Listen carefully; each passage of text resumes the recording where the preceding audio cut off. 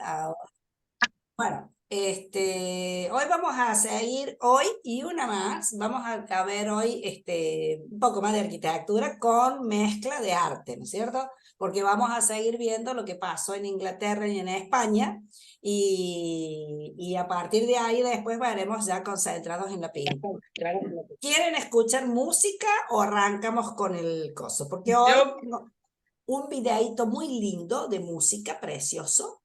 Bueno, Sí, te yo interrumpí. me tengo que ir a las 5:20, así que mientras antes termine, mejor. Bueno, Mientras antes, después la podés ver grabada, de todos modos. claro. Así que bueno, bueno, ¿hacemos música o no quieren? Pasamos de largo. sí, así la música. ¿Sí? Ya les, Sí. ya les había dicho que, 2 minutos, que vamos a escuchar El verano de Vivaldi. Ah, qué lindo. Antonio Lucio Vivaldi, nació en Venecia en 1678 y murió en Viena en 1741, o sea, bien barroco. Compositor, violinista, tiene una obra de concierto muy, muy afianzada. Su producción va a música de cámara, vocal, operística también. Y la más famosa, por supuesto, son 4 conciertos para violín y orquesta que se llaman Las Cuatro Estaciones. La fama de esa obra eclipsó a todo el resto de la obra de Vivaldi, que sin duda es muy valiosa toda. Es uno de los grandes del periodo barroco, impulsor de la escuela veneciana. Se sabía poco de su infancia, su papá era violinista. Lo ordenaron cura en 1703, pero renunció porque no podía dar misa porque tenía asma. Y en 1703 ingresó como profesor de violín en un lugar de formación de chicas, huérfanas de mujeres, así que sus composiciones las interpretaron en principio las mujeres, eran composiciones interpretadas por mujeres. Bueno, el verano, Vivaldi cuando hace Las Cuatro Estaciones, hace una obra que describe el ciclo de la naturaleza, tanto de hombres que trabajan como de los animales, y desarrolla en cada estación un tipo de música y una escena. El verano, que es lo que vamos a escuchar un ratito, describe el sopor de la naturaleza bajo el sol, después de una tormenta, se anuncia Lluvia. primero una tormenta y después alcanza su máximo de violencia, como son las tormentas de verano en la parte del final. Esta obra fue muy popular desde la creación porque enseguida se hicieron copias manuscritas. Pero después de la década del 30, de 1730, se empezó a tener menos interés en la música de Vivaldi y finalmente se fue a Viena y murió en Viena en la pobreza mayor. Cayó en el olvido y fue redescubierto recién en el siglo XX porque se redescubrió la música de Bach y acuérdense que Bach también era barroco, y el Bach había transcrito 12 conciertos para diferentes instrumentos y a raíz de eso se lo pudo conocer a él. Tras la Segunda Guerra Mundial, en el siglo XX por supuesto, Vivaldi se convirtió en uno de los autores más interpretados del mundo y a pesar del final triste que tuvo él en su propia vida, bueno, por suerte fue muy, muy reconocido. Lo vamos a escuchar a esto por el violinista Christian Lee, nacido en octubre del 2007 en Australia, de padres chinos. En el 18, que es el video que vamos a ver, se hizo famoso porque tenía 10 años e interpretó en el concurso internacional Menuhin, de Yehudi Menuhin, y lo ganó. Interpretó esta obra. Ganó el premio del público y el premio del compositor, también en su categoría de ser tan pequeñito. Él empezó a tocar el violín a los 5 años y tiene una gran técnica y una gran maestría y llama la atención la madurez para tocar. Por lo tanto, por esa razón también se hizo famoso. Toca 4 horas al día como práctica y en el 2019 ya debutó con la orquesta de Sydney, con la de Melbourne y con la orquesta brandenburguesa australiana. Y a 2 recitales en otros países del mundo. Dicho esto, vamos a hacer una stop. cómo Vivaldi tiene esa característica también, que te hace sentir cada momento de lo que fue escribiendo en la composición, eso es lo lindo. Bueno, vamos a ir a lo nuestro, entonces vamos a compartir ahora sí, esta parte de nuestro continuado relato por la historia del arte.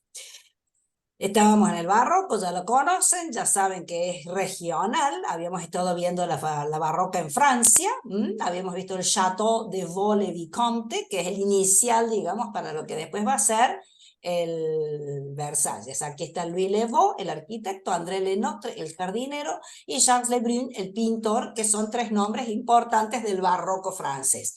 El complejo con la iglesia de los Inválidos, que también la estuvimos viendo, y el Palacio de Versalles. Los dos, algunos de los más emblemáticos de este periodo en Francia. Aquí vemos el complejo en general, el enorme complejo con la extensión enorme que tiene, es Patrimonio de la Humanidad desde el año 79, por la cuestión no solo artística, sino arquitectónica, el poder, el arte y la ciencia, ¿no? En una lista de patrimonio. Habíamos visto obra contemporánea que se realizó en el marco de esta arquitectura. Jeff Koons, el artista norteamericano, son los tres artistas vivos los que vimos, su obra Luna en el Palacio, la Sala de los Espejos, su Corazón, que es un elemento que él lo trabaja mucho en el estilo, ¿no? En el estilo que él tiene de trabajar con acero, con color.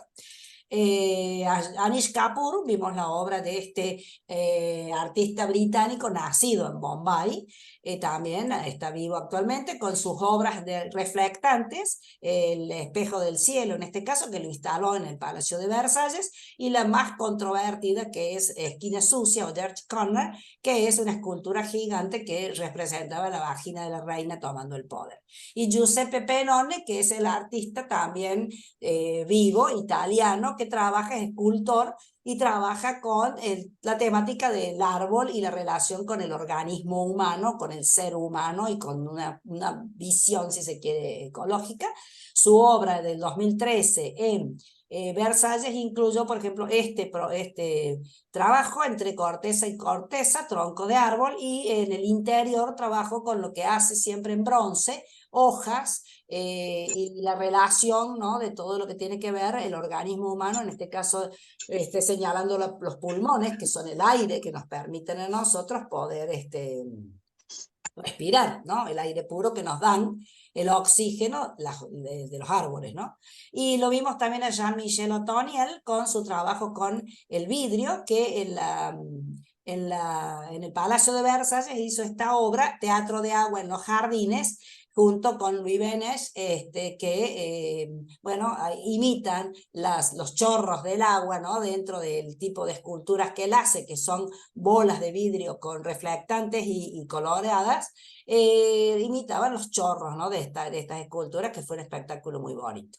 Habíamos seguido en Austria y Alemania con el poder de Rodolfo II, con la decadencia que originó la Guerra de los 30 años en esta época y la recuperación entre los 60 y los 70, 1660, 1670, que implicó que este hombre, Rodolfo II de Habsburgo, fuera mecenas, a pesar de un mal gobierno y de un hombre que era bastante débil en otros aspectos, problemático. Él fue mecenas de las artes del pintor Archimboldo, de Bartholomeus Spranger y de Egidius Sadeler, que era grabador. Habíamos alcanzado a ver la obra de Archimboldo, que es este retrato, este señor nacido en Milán, que es de la década, va a morir en 1593, y es manierista. No estamos hablando de barroquista, aunque muchos lo incorporan al periodo del barroco. Su obra fue recuperada por los surrealistas en el siglo XX por el estilo de la obra, que él componía rostros o cabezas rearmados, digamos, figurativamente. La podemos ver perfectamente bien al rostro de Rodolfo II en el traje de Vertum, ¿no?, un dios romano, pero lo componía con flores o con frutos, ¿no?, que ya lo habíamos explicado, y realmente es de una gran maestría técnica también el trabajo que él realizaba. Aquí vemos el otoño, vemos que es la misma simbología de lo que hemos escuchado con Vivaldi. Perdón, Liliana, ¿quién ¿Sí? le recupera los? Los surrealistas en el siglo XX. Surrealistas. Sí, porque él fue famoso en su momento, pero es una obra muy especial, muy característica, ¿no? Entonces no era del todo famoso y después con los siglos, después del siglo XVIII, fue perdiendo vigencia. Y los surrealistas, por el estilo de obra, ¿no? Tan onírica, a veces tan tan original, si se quiere, ellos lo recuperan.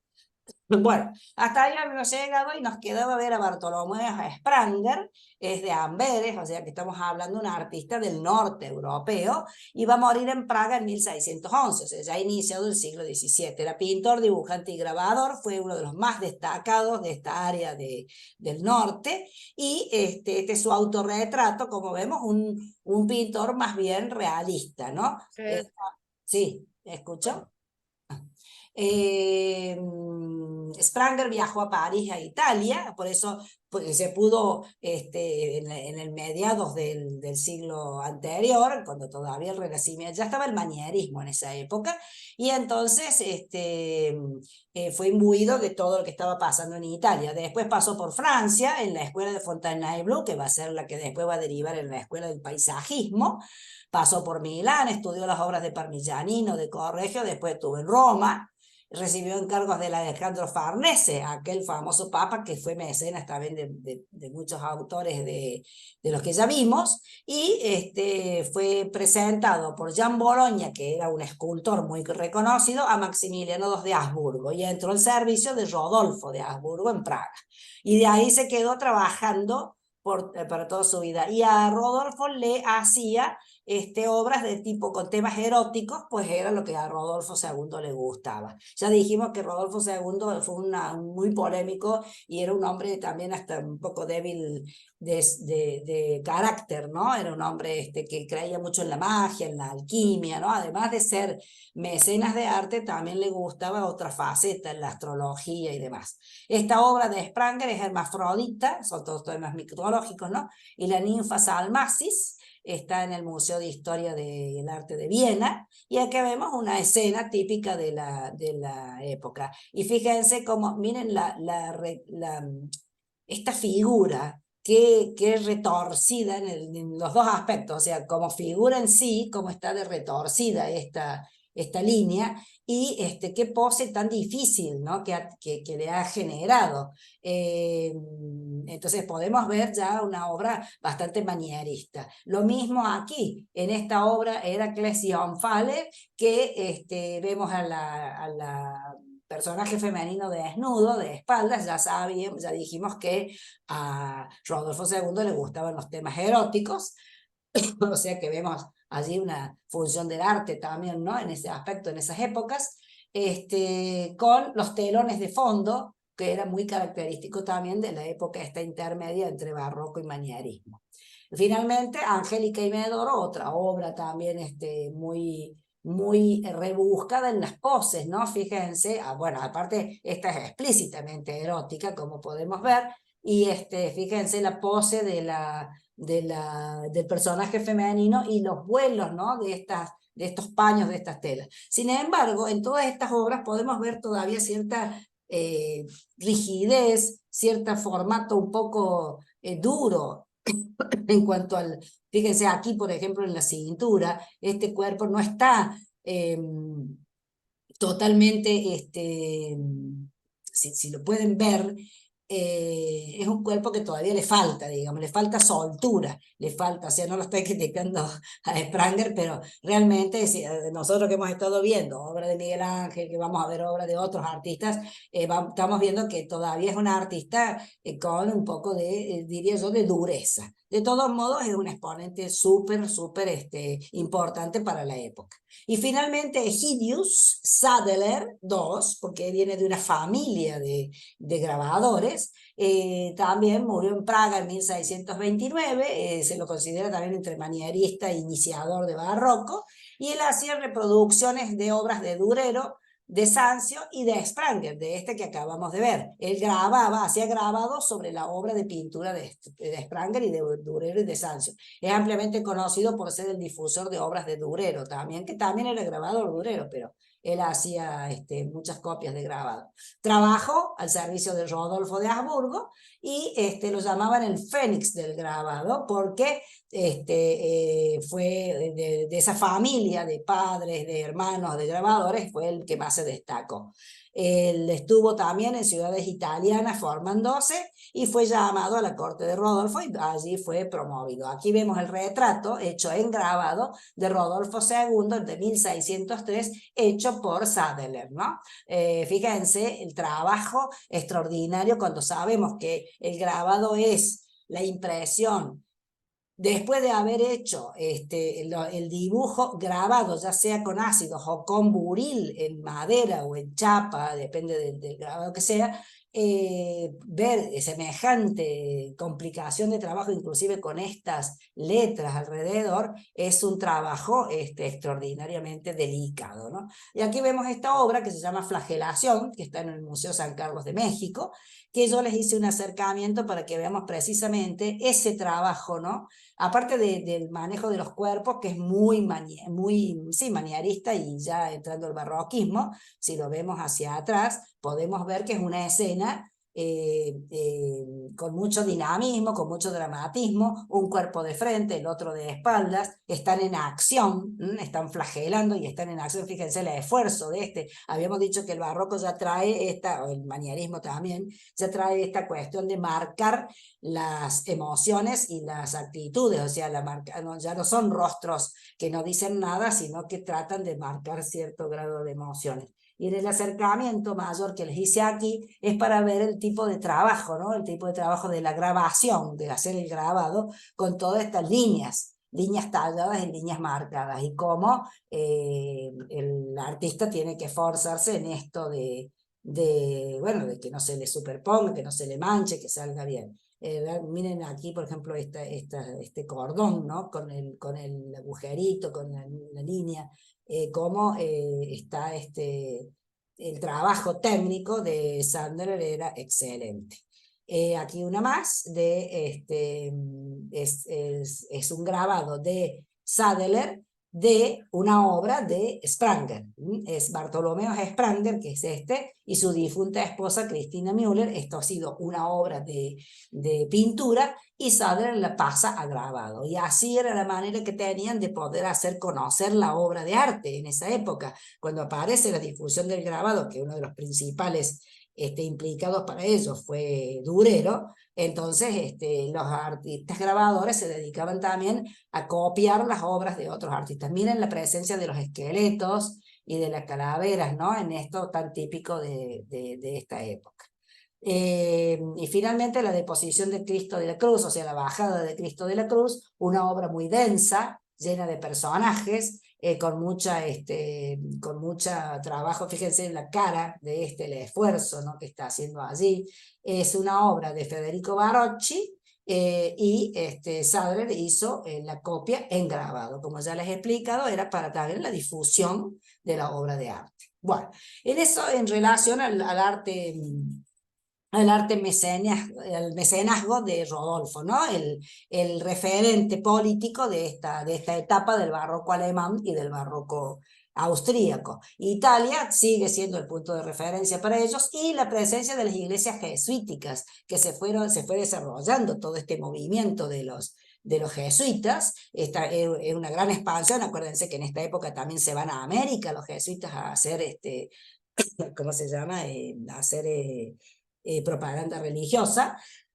Y así es como se empieza a expandir también este movimiento del barroco. Estos artistas como Carnevale Carlone y Barrel y Zuccalli en Baviera fueron los que van llevando esta etapa. En 1690 podemos pensar que el barroco alemán se conforma, ¿no? Y hay un arquitecto que se llama Fischer von Erlach, nacido en 1656, muerto en 1723, que va a ser, además de arquitecto, escultor, estuquista, es decir, el que trabajaba los estucos para las fachadas, para todas esas formas en las fachadas también, en los interiores y en los exteriores. Estuvo en Italia, fue admirador de Borromini, ¿se acuerdan? El que hizo los edificios, el contra de Bernini, que hizo los edificios en la Piazza Navona, Y la obra más importante es la iglesia de San Carlos Borromeo en Viena. Tiene muchas otras, ¿no? Esta es la iglesia de San Carlos Borromeo, un poco más simple que lo que hemos visto de las italianas, pero sin embargo la presencia de las columnas a la par del ingreso, ¿no? Con relato, ¿no? del santo en toda la columna, tal como eran las romanas anteriores y como se recuperó el espiralado. No es una salomónica, no es una columna salomónica, pero mantiene el espiralado, mantiene lo que habíamos hablado, las volutas, ¿no? Alrededor de estas torres, y la gran cúpula, que es el elemento que las caracteriza también.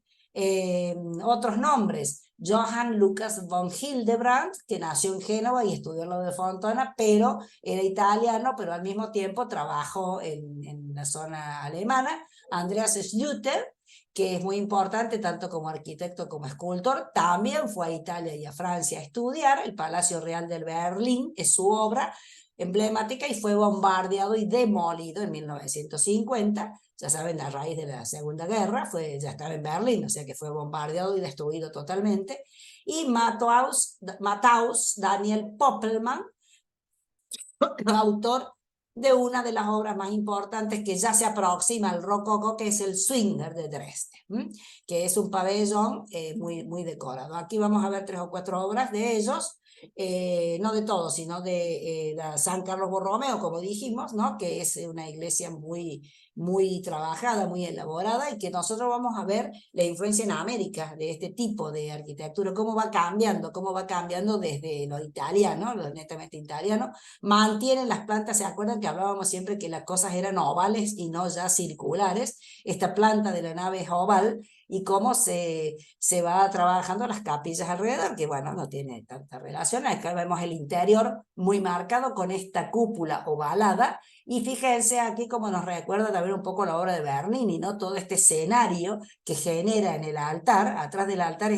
espectacular obra al fondo, con aparición del Espíritu Santo lleno de destellos y nubes y arlequines y querubines alrededor, dorados en oro. Fíjense el ornato de las columnas, ¿no? Y esta cuestión de la aparición en el interior de las caras onduladas. Es decir, un típico exponente de esta época. San Carlos Borromeo de von Erlach.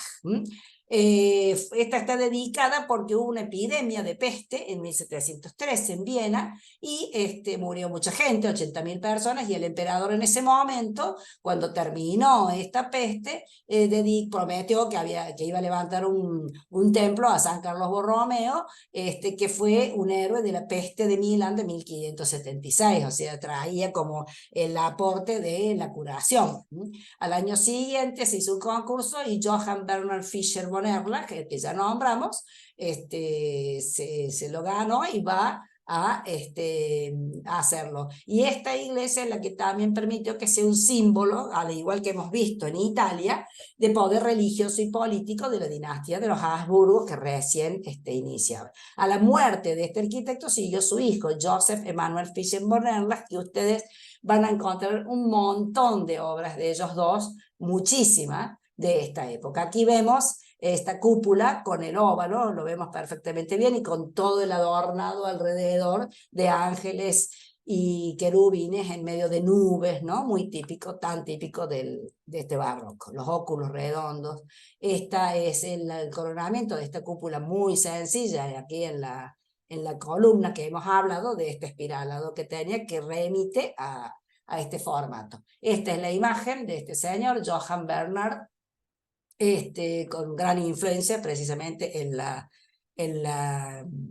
arquitectura de la época. Él hizo una obra que se llamó el Plan de Arquitectura Histórica y Civil, donde escribió sus estudios comparativos de toda la arquitectura. Para los Habsburgos fue un gran complemento.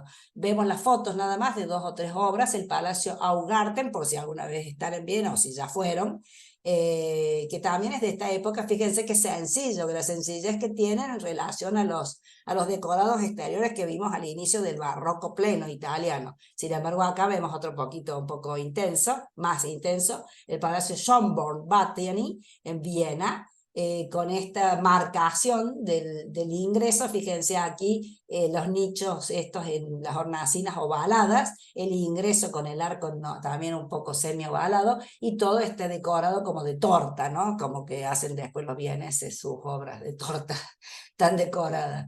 El castillo Niederweiden en la Baja Austria, también otra obra del mismo arquitecto con su hijo. El castillo Kleisheim en Salzburgo, ahora es casino.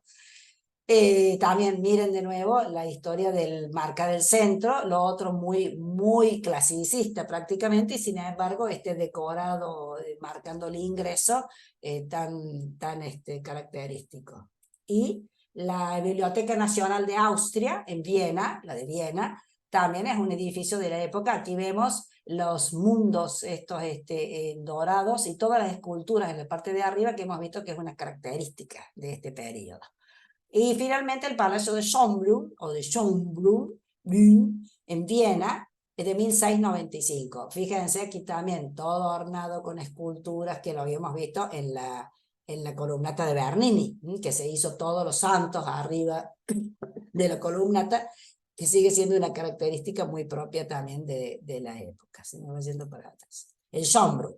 Este es el hijo, Joseph Emanuel, que también va a morir en 1742 y va a ser el que complementó la obra de su padre, hizo mucha obra, muchísima obra también, ya él transita por el barroco, el rococó, que va a ser el periodo intermedio muy cortito, muy exagerado en la decoración, y el barroco clasicista, que se le llamó, como también se le llamó barroco clasicista en Francia, ¿no? En el francés.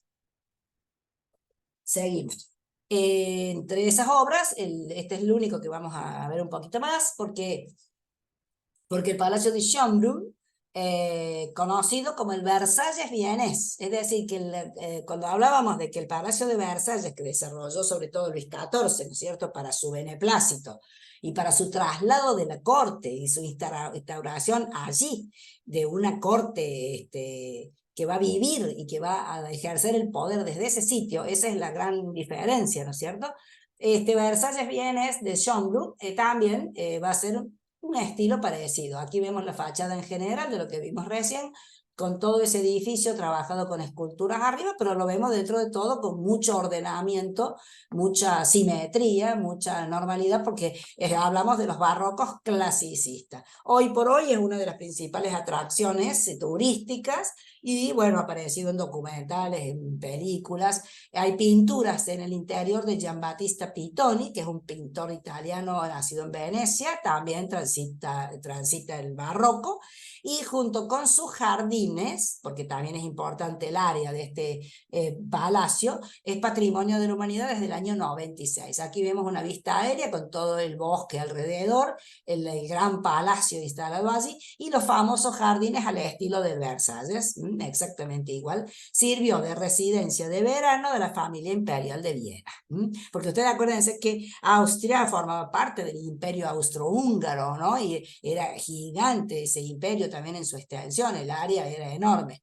Esto está en posesión de los Habsburgo, de la Casa de Habsburgo de 1569, y es Leonor Gonzaga, la esposa del emperador Fernando, la que manda construir dentro de este espacio que ya existía un pequeño pabellón, un recinto que le llamó el Palacio de los Placeres, y ella lo va a definir como Schönbrunn.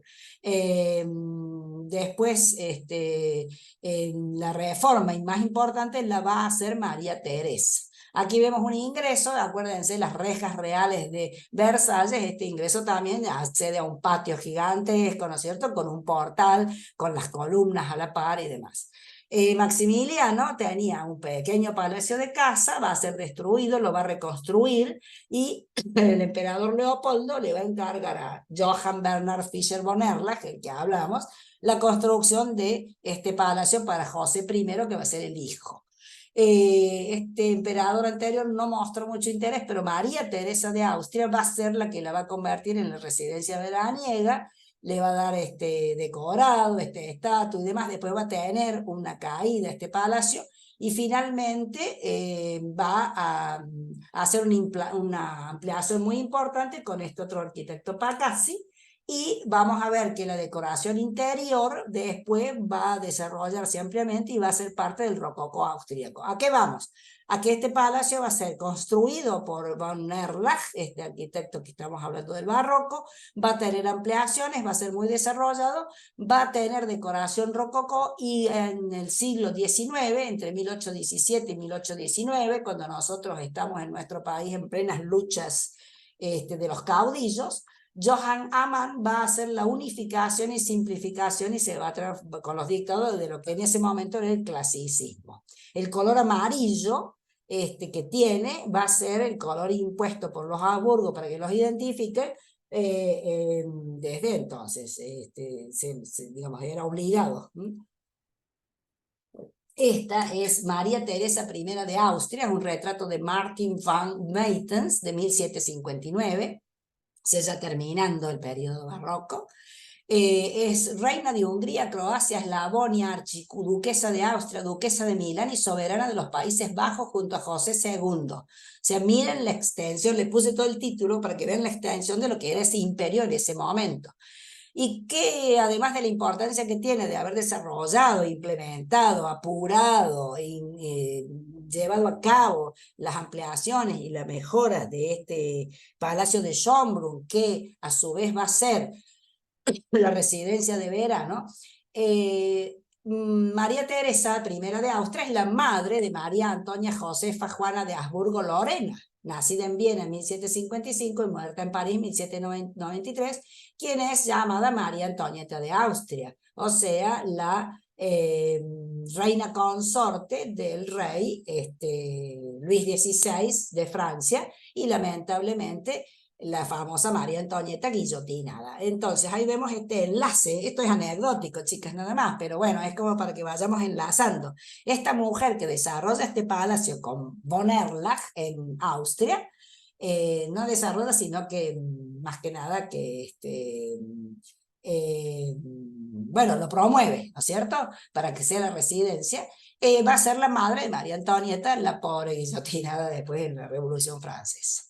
Estos son los jardines de Schönbrunn. Vemos bien el estilo de jardinería francesa. Miren los conitos, miren la galería y este broderie que hacían que iniciada por Lenotre en Francia, en Versalles, y cómo vemos que ha cundido este trabajo de la jardinería. Una vista en el invierno.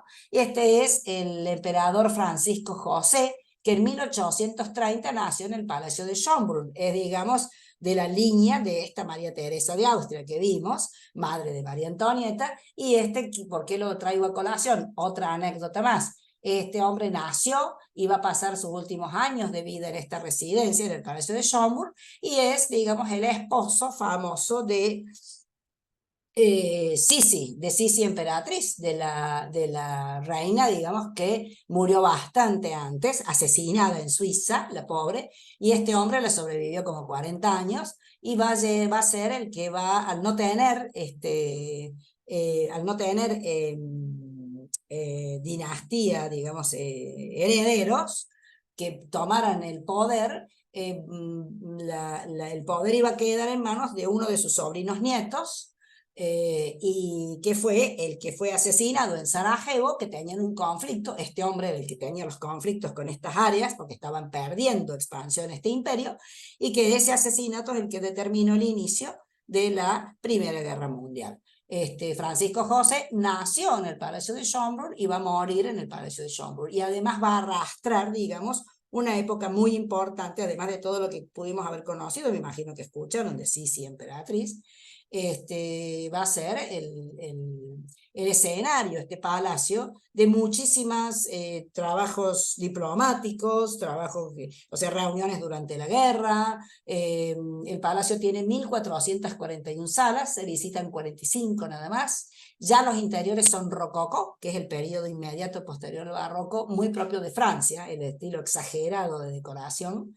Tiene un salón de los espejos, donde Mozart interpretó piezas cuando era muy niño. Tiene un gabinete chino oval, donde María Teresa tenía conferencias secretas con los embajadores de distintos países y ahí hacía tratados secretos. Tiene un salón Violac, donde Napoleón pronunció conferencias, tiene un salón chino azul, donde en 1918 se acabó la monarquía, en 1918 justamente al terminar de esa misma guerra de la que estamos hablando, que se inició a raíz de la sucesión del poder, que este hombre no tenía descendencia, tenía hijas mujeres, habían tenido un hijo varón, pero falleció, así que bueno. Además, Francisco José, el enlace también con América, es que es el hermano, a raíz de todas estas insidias políticas, de las alianzas con Francia, que después Francia lo va a traicionar a Francisco José.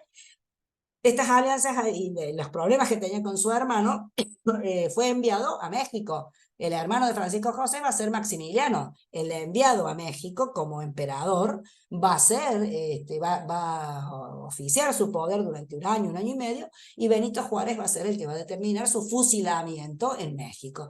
O sea que vemos que es una época esta, o sea, ya pasamos del barroco, ¿no? Pero es una época de grandes cambios políticos, sociales, de revoluciones, ¿no? Entonces, bueno, el Palacio de Schönbrunn los vio nacer a los dos, tanto Maximiliano como a Francisco José. Bueno, también tiene el Salón del Millón y la Gran Galería. La Gran Galería es donde se trató se reunieron los miembros del Congreso de Viena. Aquí vemos una imagen, la típica también versallesca, ¿no? Esta gran fuente con las estatuas de Neptuno, las fuentes con aguas, ¿no? Que circulan, y ese gran parque que culmina en la vista del palacio. Tienen fuentes, estatuas, monumentos, árboles, la glorieta, que es muy famosa, y en los jardines está el Museo de Carruajes, un jardín del príncipe heredero, el Oraniengarten, que es el mismo que habíamos visto en la Orangerie, que tenía el Versalles, zoológico, el laberinto, la casa de las palmeras y la casa del desierto. Vemos unas imágenes generales, como ya hemos dicho, las famosas fuentes con Neptuno, las fuentes con Apolo también, esta residencia que tiene estos jardines, ¿no? Con este enmarque hacia la glorieta, ese es el paseo de la glorieta, muy, muy trabajado también. Y fíjense aquí, esta vista me gustó por los laberintos, fíjense como además de los jardines con flores, con este broderie que se llama el dibujo, ¿no? El trabajo de todas estas formas que se desarrollan en planos horizontales, rodeados de árboles de toda la línea de boscosa. Aquí aparecen los laberintos, que tienen un significado muy especial para la época y para el desarrollo de la jardinería también, ¿no? Que hemos visto mucha obra escrita, mucha obra literaria, inclusive la de Borges, ¿no? Con este trabajo de los laberintos. Esto está en el Palacio Schönbrunn, precioso.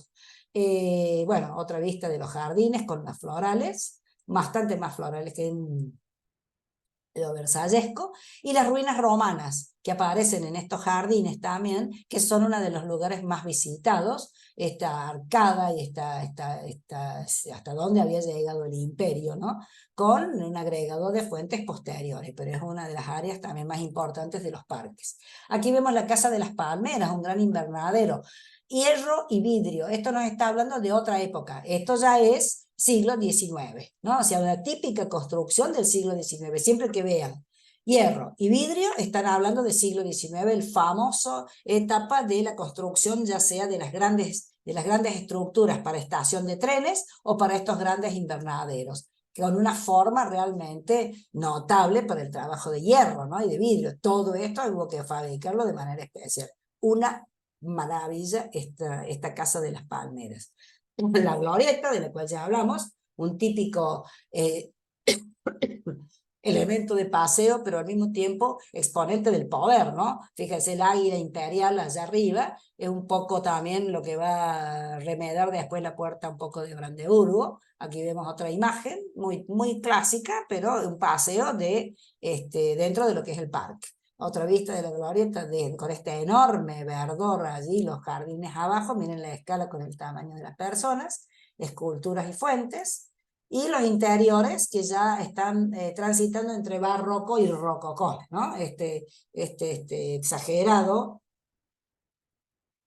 trabajo decorativo con la iluminación, los espejos y siempre los techos con el trabajo de los artistas de la Gran Galería.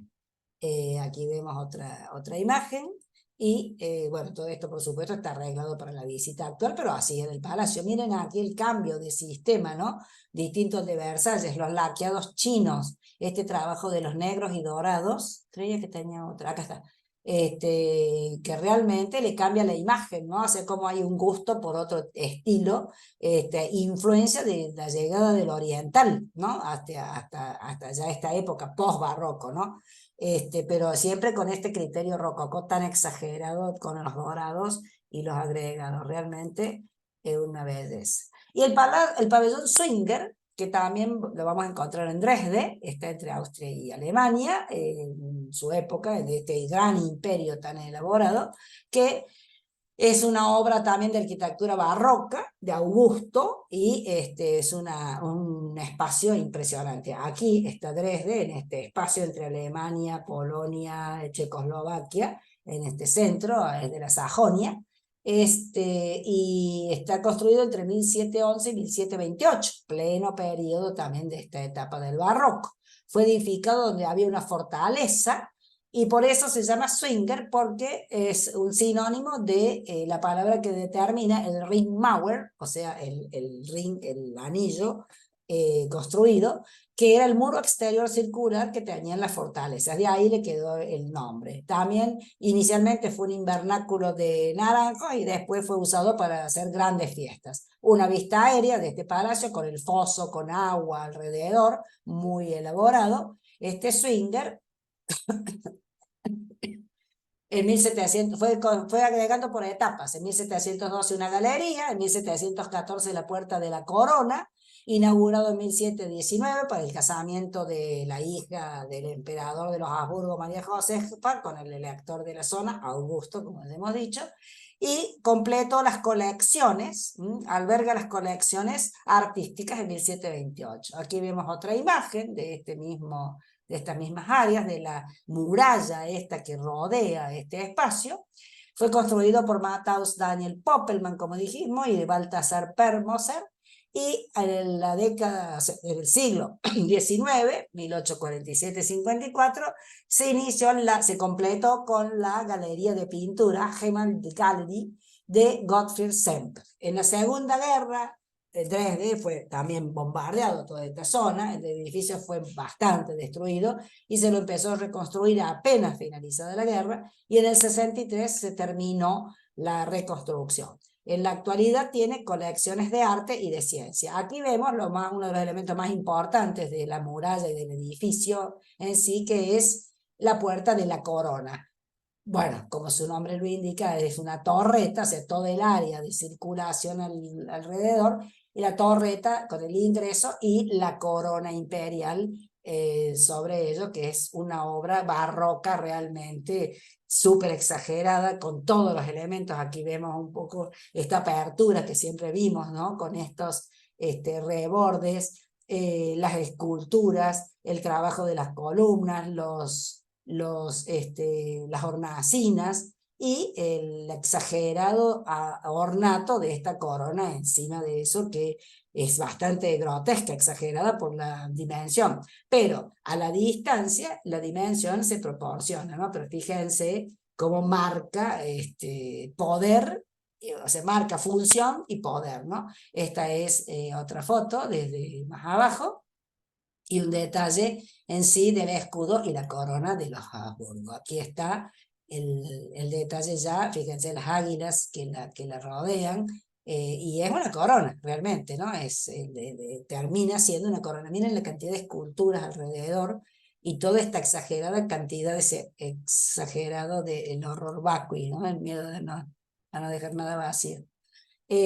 Finalmente podemos decir que alberga además una colección de porcelana, que es una de las más famosas del mundo, una armería con trajes y armas, y la Semper Gallery, que es entre las obras que tiene, además de la Nymphenbad, que es una fuente, que es la que vimos al inicio, entre las obras que tiene la Virgen Sixtina de Rafael Sanzio, que es esta. Alberga esta colección, alberga esta obra, que se acuerdan que la habíamos visto cuando vimos a Rafael, característico de estos dos angelotes, ¿no? En la parte baja de este cuadro, esta es Santa Bárbara y San Sixto, y la Virgen, ¿no? Entronada rodeada de este cortinado.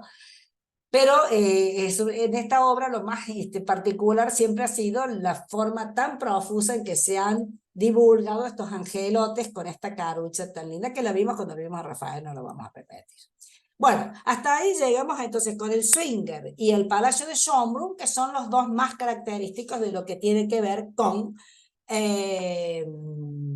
Alemania y Austria. Esa es la síntesis, digamos. El Palacio de Schönbrunn y el pabellón de Zwinger en Dresde, que son exponentes típicos de este barroco.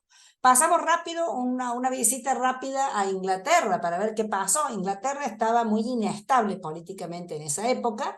Cromwell, que se acuerdan que era el promotor, el que ejercía el poder, impidió que el desarrollo de las artes fuera importante. Recién van a pasar bastantes años. Inglaterra siempre fue como más despacio. El Renacimiento y el Gótico también le llegaron más tarde, y el Gótico fue un movimiento que impregnó mucho a Inglaterra y se quedó por mucho más tiempo que lo que pasó en Italia, por ejemplo, ¿no? Entonces tenían una tendencia al clasicismo en general, y se van a recuperar a 2 siglos después con el neoclasicismo. Un nombre, Íñigo Jones. Este hombre, nacido en 1573, el mismo año de nuestra fundación de Córdoba, muerto en 1652, o sea que murió relativamente bastante joven, bueno, no, sí, setentón. Llevó a Inglaterra este clasicismo y sacó un poquito este gótico que estaba tan intenso. Los edificios que podemos pensar como más importantes de la época son el Queen's House en Greenwich, el Prince Lodging y el Banqueting House, tal como suena, en la casa de los banquetes. Y además, el Íñigo Jones tuvo una de las primeras encargos en cuanto a la recuperación, la restauración de la Catedral de San Pablo, la famosa Catedral de Londres, que es una réplica de San Pedro del Vaticano, y va a ser Wren el que finalmente la va a terminar ejecutando.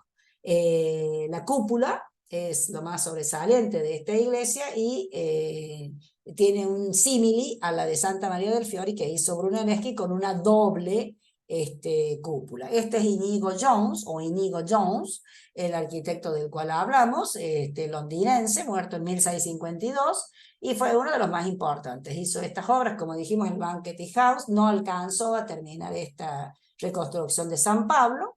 Hizo la plaza para Covent Garden, que estaba destruida en aquel momento, una parte, después también sufrió otras reconstrucciones, y además era escenógrafo y diseñador teatral. Fue uno de los primeros en ir a estudiar arquitectura en Italia. Hizo 2 viajes a Italia, y por esa razón vienen muy influenciados por aquello que estaba pasando allí. Aquí está San Pablo, con esta cúpula podemos ver, ¿no?, que tiene esta parte bastante más alta, pero vemos que han replicado bastante bueno, lo que se usaba en esa época. Esta catedral es de estilo barroco inglés, o sea que es bastante más clásica que lo que vimos hasta ahora.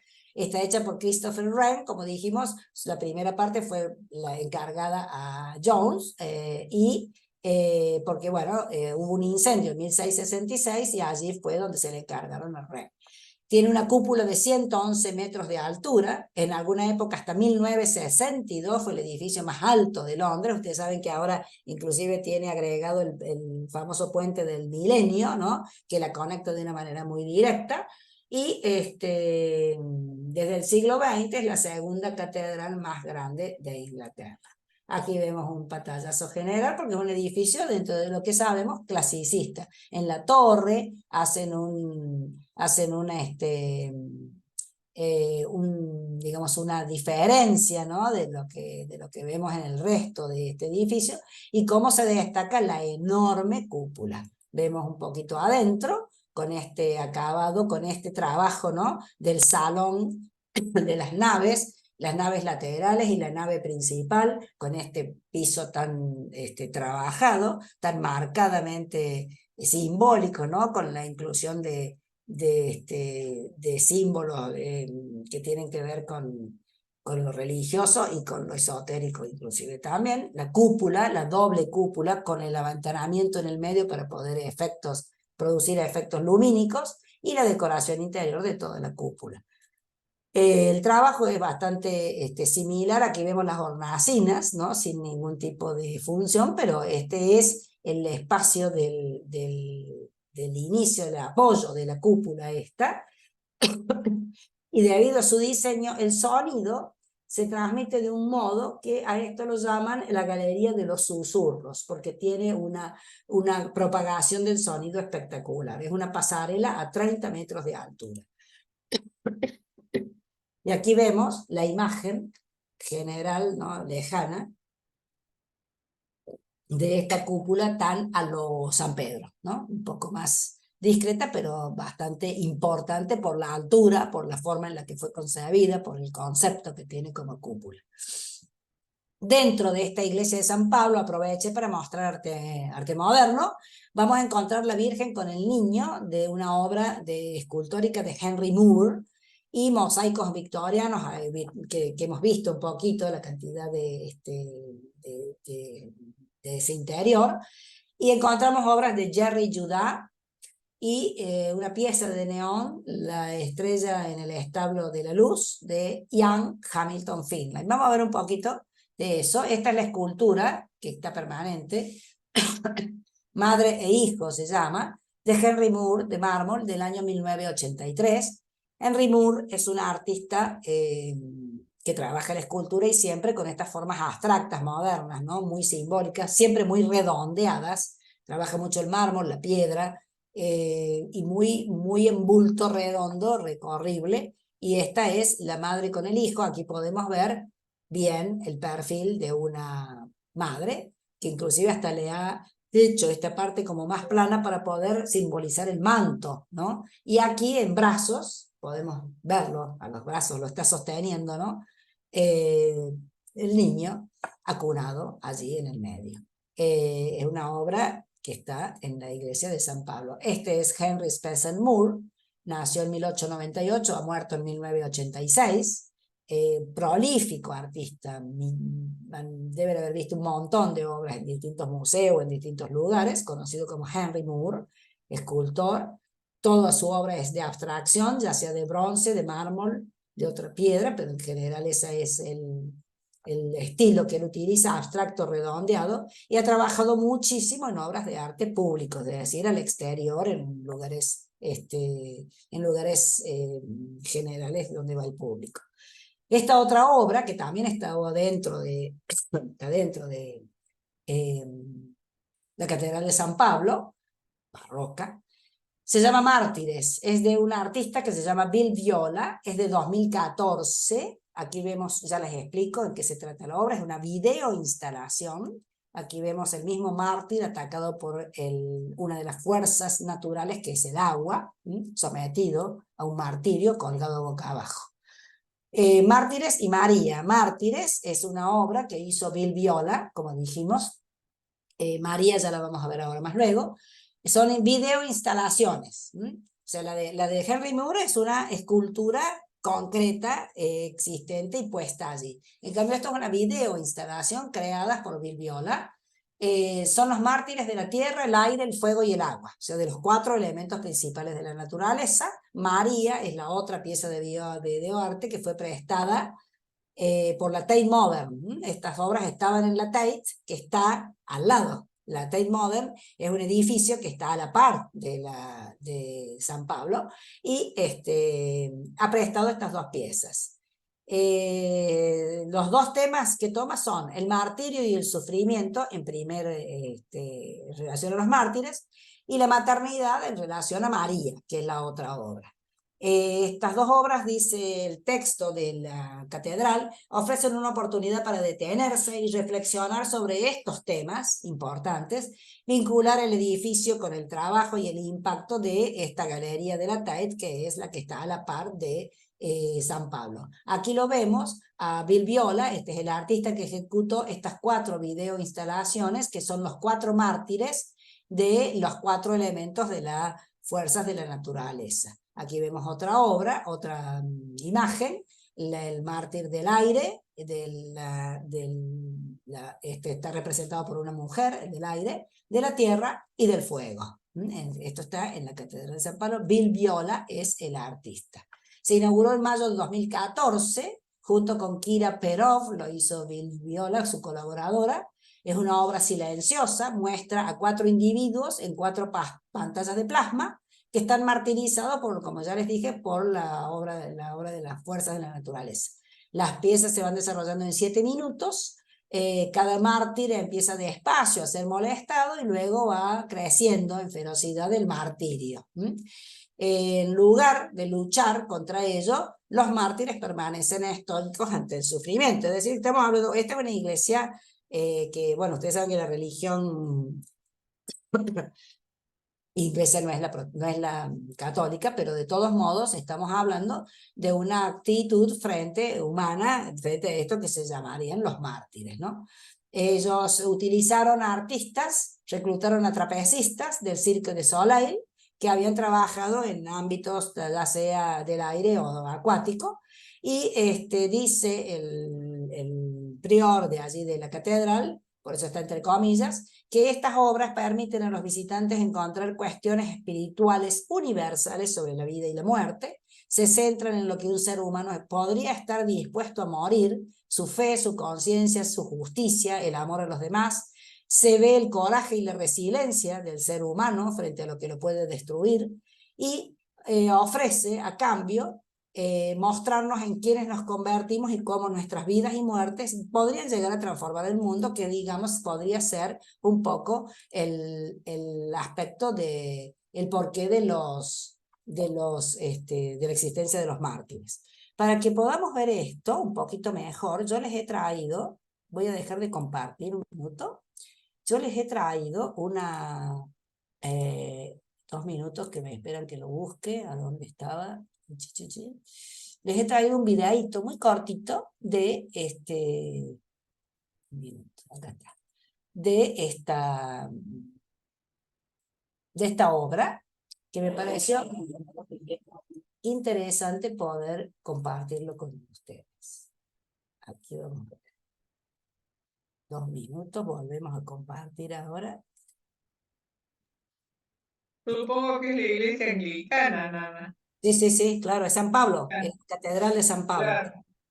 Por eso no es católica, es No, anglicana. pero trabaja con los criterios. Vos sabés que esta Claro, es cristiana, pero no católica. fue en el Renacimiento que aparece la escisión. Hablamos, justamente cuando empezamos a ver Renacimiento, aparece la escisión cuando el rey de Inglaterra se quiere divorciar, el Papa no lo deja, y bueno, y allí es donde se produce esta separación de la iglesia. Previamente eran católicos y todos los mártires de los que hablaban eran los mismos católicos, ¿no es cierto? Pero sí, ahora son anglicanos. Vamos a compartir 2 minutos este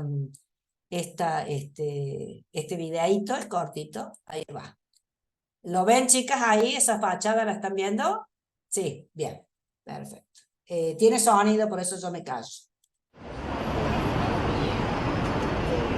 El videoartista neoyorquino Bill Viola expone desde finales de mayo en la Catedral de San Pablo de Londres su última obra. Se trata de la primera instalación de vídeo que se expone de forma permanente en el templo anglicano. Bajo el título Mártires, 4 pantallas verticales colocadas cerca del altar mayor muestran el sufrimiento causado por los 4 elementos de la naturaleza: agua, aire, tierra y fuego. Kira Perov es compañera y colaboradora de Viola. Fíjense qué interesante que es, bueno, precisamente ver por eso me gustó ver el video, porque una cosa es ver la foto del resultado de una videoinstalación, y como obra moderna, si la obra es una videoinstalación, es importante. Por los 4 elementos de la naturaleza: agua, aire, tierra y fuego. Martirio de cada uno Kira Perov de ellos. es compañera y colaboradora. Que está sometido a la tierra, que es en ese momento se ejecutó esto, ¿se entiende eso, no? O sea, se filmó, y la obra después consiste en la videoinstalación. Este está sometido al martirio de la tierra. Colaboradora de Viola. Y el anterior que vimos al aire, ¿no? No se trata de una obra católica o islámica, no es una obra religiosa. Esta instalación nos habla de cómo las fuerzas de la naturaleza toman el control y cómo mueren.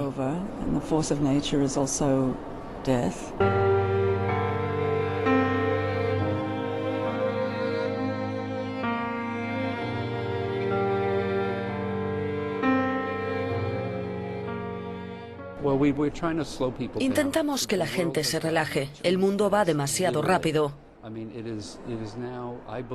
Creo incluso que está fuera de control. Tenemos que tener cuidado. Por ello tanta gente practica hoy yoga, por ejemplo, y meditación es una de las recomendaciones del Dalai Lama. Pero Mártires no será la única obra de Viola que será expuesta de manera permanente en la Catedral de San Pablo de Londres. El próximo año el videoartista neoyorquino presentará María, una nueva instalación.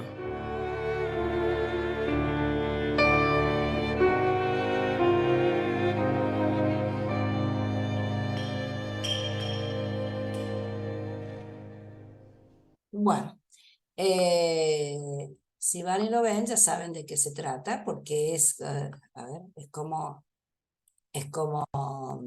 eh, las esculturas, los cuadros, las cosas que vemos en una iglesia. Este hombre ha dejado video instalaciones allí como obra de arte, ¿no? Dentro de lo que es a ver, acá estoy para compartir. Sí, ahí va. Dentro de lo que es la obra en sí. Chicas, ven allí. La cantidad de horas de búsqueda, yo me sorprendo, y no sé cómo llegas a los sitios que llegas. Bueno, ¿Qué porque horas de buscar? bueno, es cuestión de buscar nada más, porque me gusta mucho poder, o sea, estamos viendo un poquito la arquitectura barroca, estamos viendo esta iglesia de San Pablo, que para Londres, cualquiera que visita Londres va y visita San Pablo, la mayoría de la gente por afuera, pero digamos, así como está la Piedad albergada en la Basílica de San Pedro, también hay obra moderna, ¿no? Y en otros lugares, como vimos la clase pasada en Versalles y como vemos ahora en San Pablo, que es interesante poder ir mezclando esto, los artistas, los artistas que nosotros... Contemporáneos. Claro, los artistas contemporáneos, y cómo, a pesar de que la socia de Bill dice que no es una obra religiosa, yo leyendo acá está, leyendo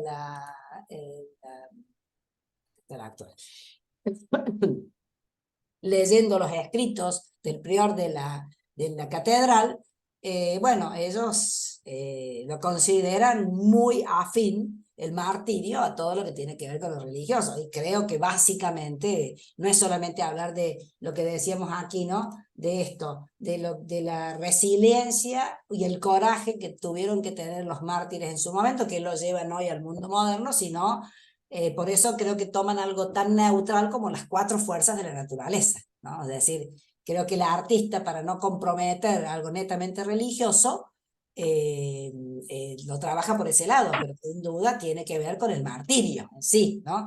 El martirio que cualquiera puede sufrir porque está, qué sé yo, acuciado por algún otro elemento, por alguna otra cosa. Tanta gente hoy que está huyendo, bueno, ni hablemos de los mártires que pueden llegar a salir de estos bombardeos, de esta guerra, de algún terremoto. Es decir, sin hablar ni de razas ni de religión, simplemente es una manera de homenajear un poco al ser humano sometido, como a la dice humanidad. Como dice al final, que va diciendo, el mundo va muy rápido, demasiado rápido, y queremos poner un poco de reflexión, que la gente pare y mire esto, ¿no? ¿Ahí ven, chicas? ¿Estamos con esta? ¿La van viendo bien? Bueno, Sí. Entonces, esto es de Bill Viola, un gran artista. Él hace video instalaciones, un artista, digamos, ya digital. No estamos hablando de escultores como Henry Moore, sino que estamos hablando de otro tipo de presentación artística, ¿no?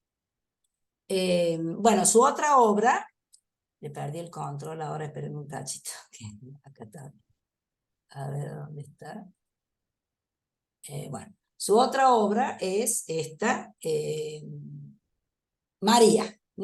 Está instalada de este modo, también es una videoinstalación, y está resuelta con imágenes de la vida de María. Realmente esta ya es irreligiosa, porque es María, María, pero encarnada llevada a la actualidad, ¿no? Y entonces hay imágenes del tránsito de las distintas etapas de esta María, que en este caso, esta, que es la más fotografiada, van pasando esas imágenes, y esta es, digamos, la de la escena más emblemática, que es un poco parecida a la piedad, ¿no? De esta María sosteniendo el cuerpo muerto del hijo sacrificado. Aquí vemos dónde está hecha la instalación, está allí. O sea, esto está prestado por la Tate sin fecha de retorno fija, o sea, no es propiedad de San Pablo, es propiedad de la Tate Modern, pero está instalada, ¿no? Como vemos aquí, por debajo de este enorme ventanal todo dorado en estos espacios tan grandes de estos sitios, ellos instalaron a María. Y esta María, o sea,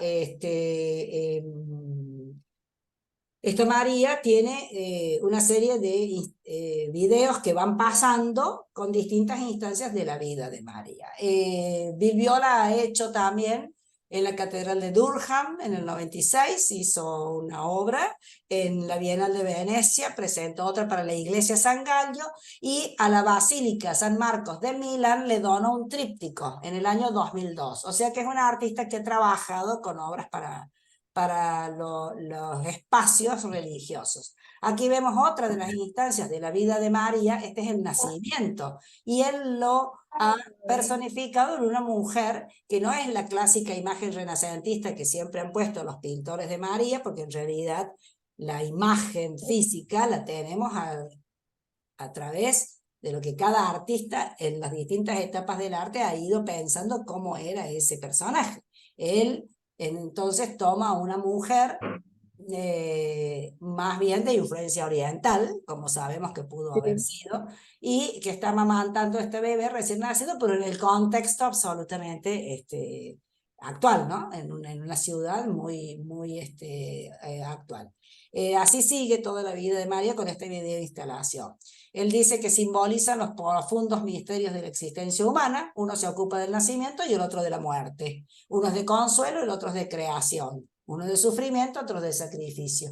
Las piezas finales, dice, pueden funcionar como objetos estéticos del arte contemporáneo y como objetos prácticos de contemplación y devoción. Este es Bill Viola, ya lo vimos en el videíto recién, nacido en Nueva York en el año 51. Es uno de los más influyentes en cuanto a los medios electrónicos. Como dijimos, él hace video, instalaciones, hace performances también, o sea, pero las filma y las arma como obra de video. Y en general, su tema es las preocupaciones de la condición humana, el nacimiento, la muerte y la conciencia del hombre en sí, ¿no? O sea, todo ese tipo de cosas. Otra obra más, aquí vemos estas dos cruces instaladísimas, ¿no? En este gran espacio de la nave de esta catedral. Son las esculturas de la Gran Guerra, son de Jerry Judah, o Judah, como quieran. Son de 2013. Este artista trabaja, contemporáneo también por supuesto, trabaja todo con estos ensambles de edificios, ensambles de distintos materiales. Es una obra compleja, es difícil, digamos, para el entendimiento directo, pero él, ¿qué hace? Una obra súper contemporánea en un espacio que se le deja digamos, tan liso, tan proclive a esta obra, esta cruz con todos los emblemas de una edificación un poco futurista también, ¿no? Toda su obra se basa en estos esquemas, ¿no? De este artista, muy reconocible. Aquí vemos la que está en la cara del frente, y ya habíamos puesto la que estaba, o sea, esta en sí es la obra, estas dos grandes cruces que marcan, así como habíamos visto en los grandes espacios que contienen estos Cristos crucificados, él ha crucificado la humanidad, en este caso, ¿no? En la futura Gran Guerra le llama. Jerry Judah nació en Calcuta, es un artista británico, es indo-británico, como ya hemos visto, tantos que después se fueron a Inglaterra a estudiar y a vivir. Nació en 1951, igual que Bill Viola, es diseñador y escultor, y aquí lo vemos rodeado de algunas de sus obras, porque eso vemos que su esquema artístico siempre se basa en estas edificaciones imaginarias donde el hombre vive y está sometido siempre a estas situaciones tan, o sea, un artista muy, si podemos decir de algún modo, un poco pesimista, ¿no? Es decir, donde la humanidad está sometida a todas cosas terribles. También dentro de San Pablo tenemos esta otra obra de Ian Hamilton Finlay, un artista muy reconocido. Esta obra se llama, como el texto que promueve, La étoile dans l'étable, de Lumière, no lo voy a leer en francés, lo voy a leer en La estrella en su establo de luz. La estrella en su establo de luz. Y marca en otro color la palabra establo, ¿no? Esta obra se llama también instalación, 2 minutos. Fue presentada para el Adviento y la Navidad en la Catedral de San Pablo.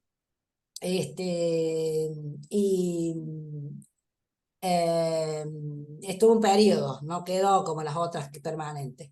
Y habla de obra y palabras, ¿no? Está puesta en neón, tiene mucha obra hecha así. Ustedes habrán visto que muchos artistas, inclusive la cordobesa, la Dolores Cáceres, trabaja también con este tipo de obra, con palabras escritas en neón. Bueno, el primero y el iniciador de este tipo de arte es Ian Hamilton Finlay. Esto, a su vez, el texto siempre lo escribe él, porque además es poeta y es escritor, y lo puso en la Navidad del 76. Fue concebida como una tarjeta de Navidad, es cuando él lo ejecuta, pero después lo hizo objeto de arte, es decir, la palabra que había escrito se volvió física con el hecho de hacerla en neón, ¿no? Esta es una instalación primera que hizo en el 76, a partir de la tarjeta de Navidad. Este es Ian Hamilton Finlay, nacido en Nassau, en las Bahamas, en el 25, muerto en el 2006 en Escocia. Fue poeta, escritor, jardinero, tiene un jardín. Quiso que a lo largo de su vida, desde que inició su vida, empezó a armar un jardín al cual le dedicó también su vida, y espectacular, y escultor. Él se basó siempre para este tipo de obras en el poder que tienen las palabras. A veces una palabra puede significar un todo, y a su vez esa misma palabra la recrea en una imagen. Es decir, que él no hace una imagen realista o concreta de algo que tenga que ver con la natividad, como puede ser que yo pinto un pesebre, sino que él con la palabra puesta en neón la considera como ya una imagen pregnante, ¿no? No sé si me entienden lo que voy pautando. Es una nueva manera en su momento, porque esto ya es como obra, es una cosa vieja. Y en donde marca en el establo, el lugar humilde, dice, donde se guardaban los animales y donde la Sagrada Familia encontró refugio y nace Jesús. Y en la estrella, donde los Reyes Magos la siguieron, donde iba a estar colocado el niño Jesús. Esos dos elementos son los que él marca, ¿no? La estrella y el establo, donde, bueno, evoca esta imagen a través de la palabra en sí. Y esto fue instalado en San Pablo en el 2016-17. Aquí me vuelvo para que veamos, ¿no? Es decir, como la palabra establo está en otro color, la marca separada, contenida, porque además la tipografía también está estudiada, está marcada, y cómo él hace hincapié en esa humildad del establo donde este niño, o sea, para él es lo más significativo. Y la estrella que la coloca allá arriba, precisamente donde estaba la estrella que guiaba, ¿no? Es decir, un poco es lo que él pauta con esta obra, que está en esta Catedral de San Pablo, en ese interior. Bueno, hasta ahí llegamos con San Pablo, entonces, que es parte de la obra que tiene Inglaterra. Dos imágenes de lo que sigue, Queen's House en Greenwich. Fíjense qué distinto que es. ¿Por qué? Porque esto ya no lo podemos llamar barroco en sí, sino que es una residencia real. Se construyó en la época barroca, del 16 al 35, a orillas del Támesis. Hoy esto es cercana, ahí es un distrito de Londres, pero en su momento no. Y es uno de los primeros edificios conscientemente clásicos, ponemos, ¿no? Es decir, está hecho por Inigo Jones, este arquitecto que hemos nombrado, y después que volvió de su recorrido por Italia, estaba influido por la arquitectura romana, la renacentista y la de Palladio. Esta es toda la vista de Queen's House, mostrando la casa original y además todo lo que después se le pudo haber ido anexando en un contexto actual, ¿no? O sea, muy urbano. Esta es una de las escaleras principales, que es la primera escalera que se hace sin apoyo central, también es una cosa técnica muy importante para la época. Y la Banqueting House, que es la casa de los banquetes en Londres, que es lo que quedó después de haber sido incendiada, tuvo un montón de problemas y demás, y bueno, recuperada este pedazo de la Banqueting House, como lo vemos muy apretado, porque bueno, el desarrollo urbano después se los va a Qué incorporar. padre. Este edificio es un edificio de banquetes y fiestas, es el más famoso, formaba parte del complejo del Palacio de Whitehall, que había habido ya desde hacía mucho. Lo hizo Jaime I y allí, entre otras cosas, recibió a Pocahontas en 1617, ¿se acuerdan en aquella cuestión de la colonización de la parte norte de América? Tuvo un incendio, se recuperó, el arquitecto Indigo Jones fue el que trabajó sobre ese edificio con la ayuda de Webb, que fue el que lo completó. El mismo rey que lo encargó va a ser, no el que lo encargó, sino en honor al que lo encargó, va a terminar muerto allí en este mismo balcón de este mismo edificio. Esta es la sala principal del banquete. Y lo que más tiene de importante a nivel artístico es que está decorado todo el techo con pinturas de Rubens. Fueron encargadas por Carlos en 1635 para homenajear a Jacobo I, que era su padre, ¿no? Son lienzos pintados que encajaron con bastante dificultad en los techos para que imite como si fueran frescos, pero son lienzos pintados.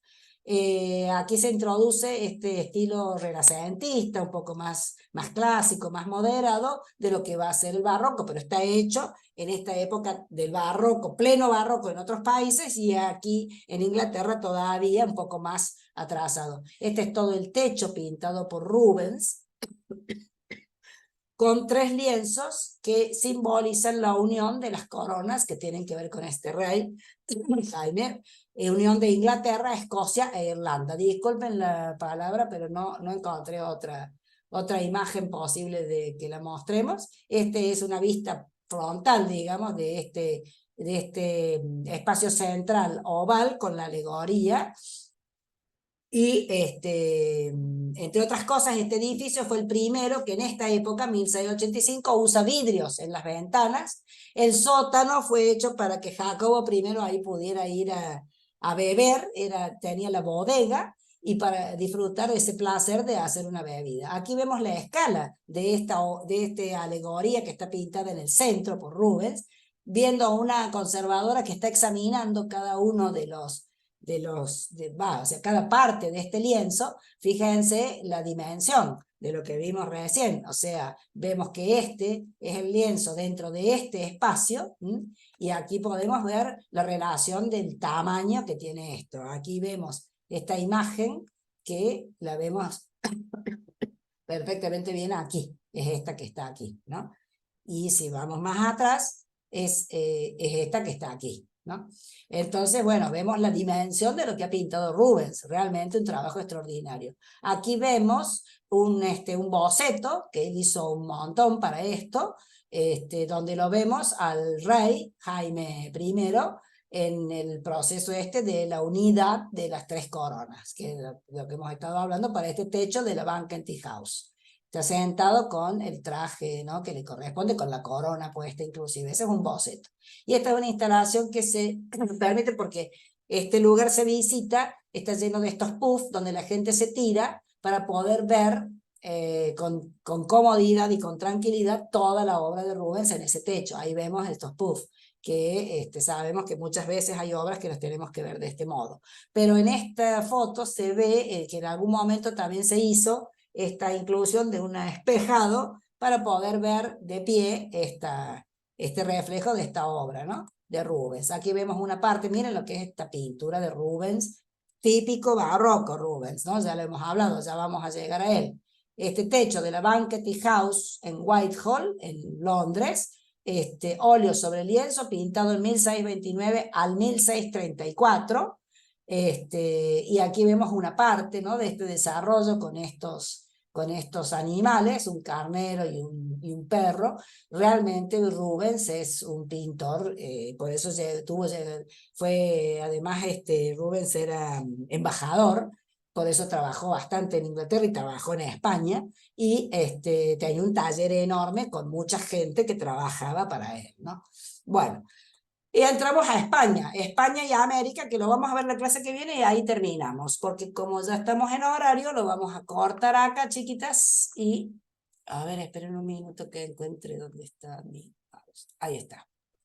Bueno, entonces, en síntesis, hemos terminado de ver un poquito lo que es hemos visto barroco en Francia, el barroco en Alemania y en Austria, con estos palacetes, y en Inglaterra con estas casas que tienen una característica bastante más simple y más clásica que lo que hemos visto en Italia, sobre todo, que es el origen de este periodo artístico.